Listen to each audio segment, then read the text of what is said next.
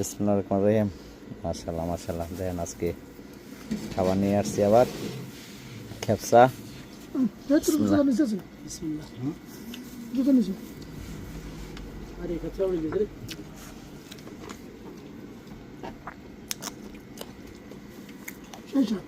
সেই মজার একটা খেপসা,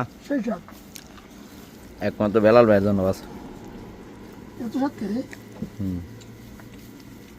আপনারা বলেন যে খালি খেপসা খান, খেপসা না, এটা হলো আমাদের রাত্রের নাস্তা।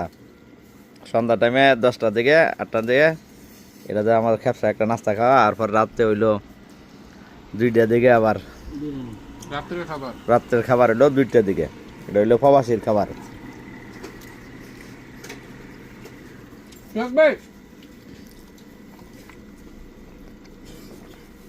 মাশাআল্লাহ, সেই মজার একটি খাবার। বেলাল ভাই মাইটটা দিতেছে, তার মামু না হাতের মামু এটা।